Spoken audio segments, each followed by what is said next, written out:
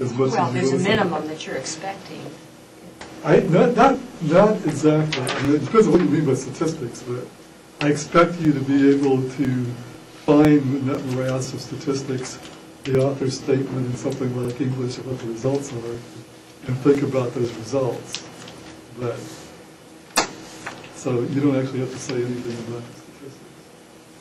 You can get through the class and get an idea without ever commenting on the appropriateness of the statistics. But if you know how to do it, and you want to do it, that's fine too. This is conceptual rather than mathematical.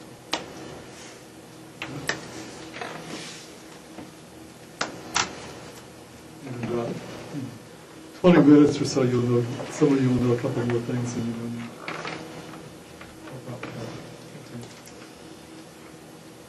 Okay. Everybody's clear? If you don't have a paper in mind yet, I think it'd probably be a really good idea to have one in mind by Monday morning or something. It takes a while to do this, especially to get the critique part right. By the way, because people really have done this, summarizing the article and saying, I thought it was a really good article, is not a critique. All right. So there's, broadly speaking, this will get us up at least till for a few more weeks. There's two kinds of ways of thinking about statistics, or two broad kinds of questions that statistics answer. And one is, are these two groups different or not? Of course, since we're doing aging, most of the time the two groups we have in mind are young people and old people. But it could be men and women, it could be Republicans and Democrats, it could be any group that you're interested in. It can also be a group that got a treatment or intervention that you're interested in versus a group that didn't, or two groups that got different kinds of treatment. And what it basically comes down to is every distribution has a midpoint. Most of the time, we're looking at the mathematical mean, just at the average, as a way of calculating the midpoint. There's actually all kinds of reasons why that's sometimes a bad idea, and I'll show you why in a minute or two.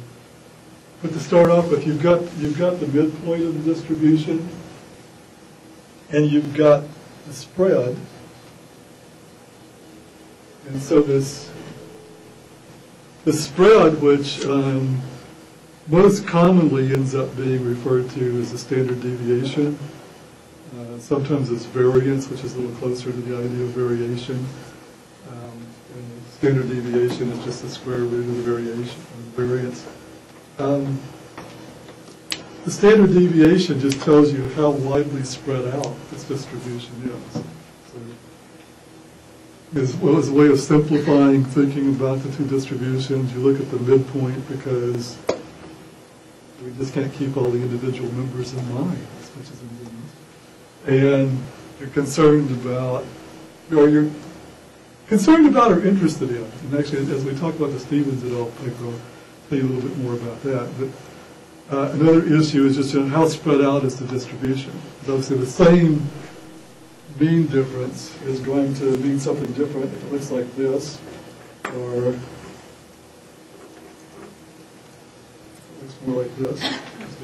These are narrower, so you've got about the same spread between the means, but because there's less variation in each one, actually I ended up drawing these not overlapping, which I didn't particularly want to do, but hopefully make my next point too.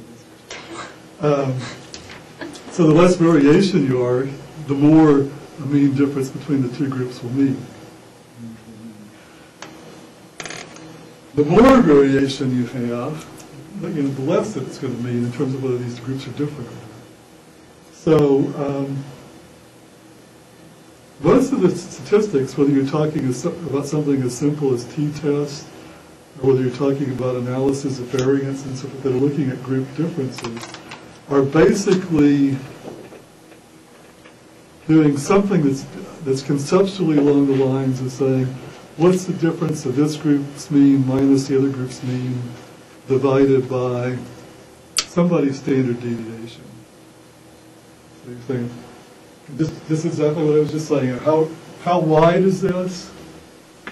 How big is this gap?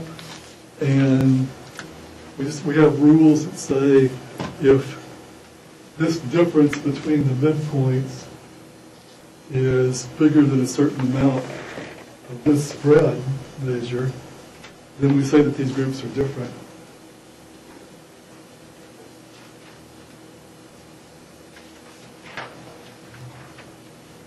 Okay, and the reason this becomes like a question is more commonly what you have to start off with is distributions that are going to look something like that before you start. And what you're interested in some ways, is are these two different things? Or one thing that's kind of all lumped together but distributed sort of oddly?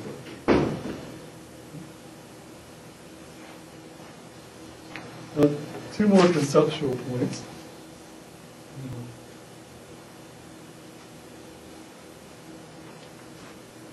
Even actually, let me get another one.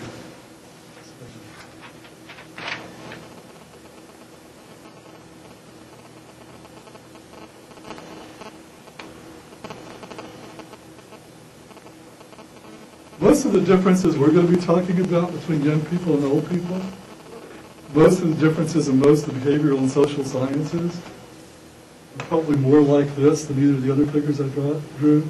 There's a lot of overlap. There's a little bit of difference.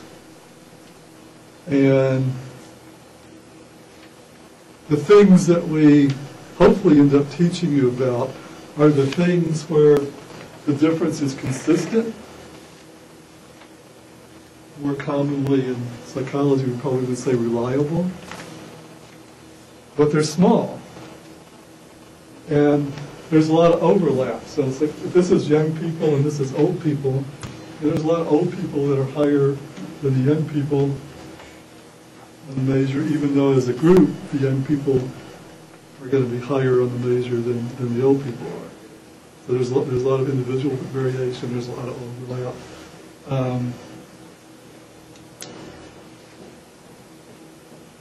I think this is going to make things more or less confusing. But if you think of,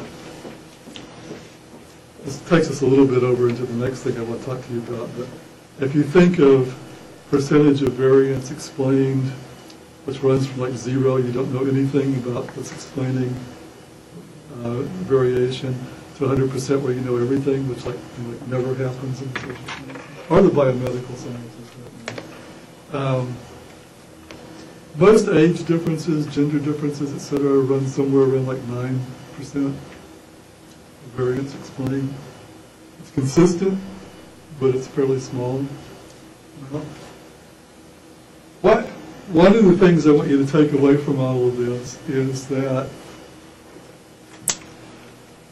this is one of those moments I told people online about that every now and then your mind just kind of blanks out when you talk about it.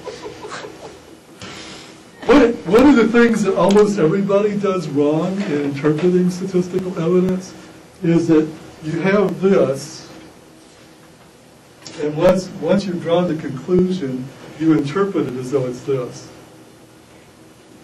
So what you actually know, what the data have actually told you reliably, is that, say, older people are slower than younger people. And even people who really should know better, because they have had a lot of statistics and do a lot of statistical analysis, end up talking about it as though all old people are slower than all young people. Or if you take it into other realms, that all women are X and all men are Y, even though the differences are much more overlapping. So one thing that